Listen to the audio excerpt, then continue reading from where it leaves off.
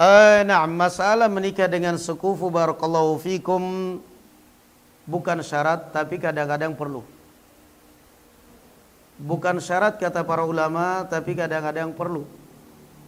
Misalnya sekarang Anda menikah dengan orang Arab. Anda bukan Arab, tapi Anda menikah dengan orang Arab.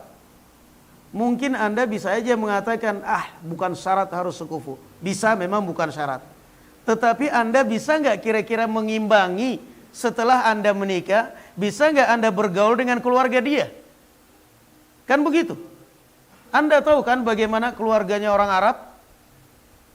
Sementara kita ini orang Indonesia ketemu apalagi orang Arab? Pak, silahkan Pak, Mas. Bisa nggak Anda ngimbangin kira-kira? Bisa orang mengatakan, nggak ada syarat harus sekufu, bukan syarat harus sekufu. Tapi Anda bisa nggak ngimbangin nanti dalam pergaulan? Karena apa? Anda menikah itu bukan hanya menikah dengan wanita itu saja, tapi juga menikahi orang tuanya, bapaknya, ibunya, pamannya, keluarga besarnya. Keluarga besarnya. Ada akhirnya orang yang kadang-kadang misalnya dari Indonesia nikah dengan orang Arab, yang kadang-kadang langsung dari Arabnya. Arabnya juga mau, tapi kasihan setelah itu dalam keluarga dia terkucilkan.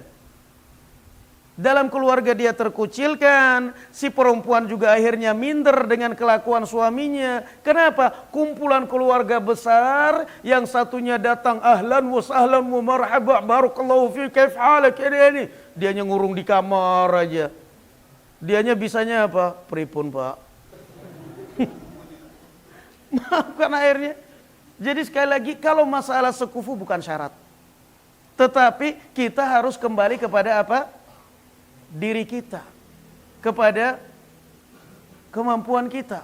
Bisa nggak kita mengimbangi? Nanti bisa nggak kita sejalan dengan keluarga dia? Bisa nggak nanti? Nah, kadang-kadang saya kasih contoh sederhana ya ikhwan. Orang Jawa dengan luar Jawa nikah susah. Kenapa? Yang namanya orang Jawa tahulah.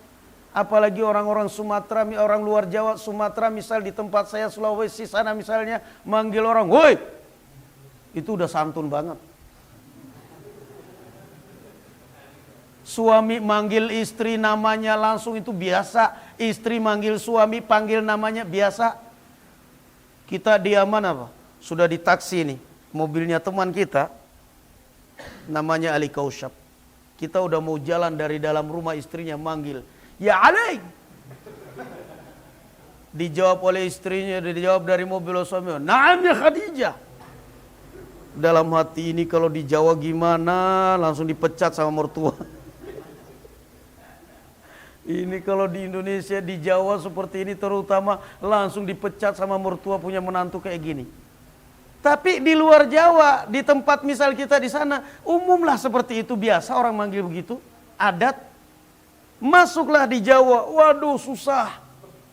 Yang ini mau manggil belum nikah, pertama kali barusan selesai akad nikah, barusan malam, saya manggilnya apa Dek?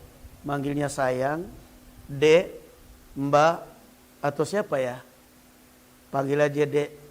Terus sampai sama, Mas, Kang, atau Abang. Alah, di tempat-tempat kita kebanyakan di luar, panggil aja seenaknya. Jadi kadang-kadang tidak selaras. Jadi sekali lagi, masalah sekufu atau tidak sekufu itu bukan syarat. Tetapi Anda pintar-pintar menempatkan diri, tahu karakter mertua Anda. Anda orang miskin. Ada anaknya orang konglomerat, tajir, melintir, tergila-gila dengan Anda. Cantik, tergila-gila dengan Anda. Sementara Anda orang miskin. Gimana ya? Dari satu sisi dia mau dengan saya juga mau dengan dia. Tapi apalah jadinya saya orang miskin kalau nikah dengan dia, konglomerat dengan konglomelarat. Connect nggak kira-kira? Kamu lihat karakter orang tuanya. Ternyata orang tuanya sangat menghormati kamu. Kenapa? Ada satu hal kelebihan yang ada pada kamu. Kenapa? Hafidz Quran. Ternyata orang tua si perempuan ini sangat menghargai penghafal Quran. Ternyata kamu ketemu orang tuanya, saya mau cari harta, saya mau cari laki-laki kaya untuk calon menantu, untuk apa Mas? Kamu lihat harta saya.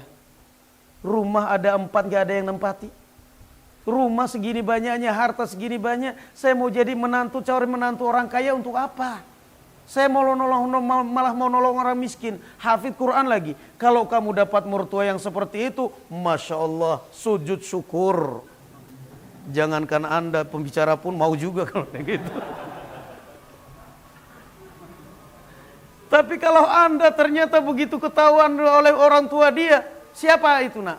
Calon saya. Hah? Pakai motor bodong kayak gitu calonmu. Haram nak. Bapak tidak ogah punya mantu kere kayak gitu. Jangan coba-coba. Katakan kepada perempuan, saya tahu kamu jatuh cinta kepada saya, kamu senang kepada saya, tapi saya tidak mau menyengsarakan kamu.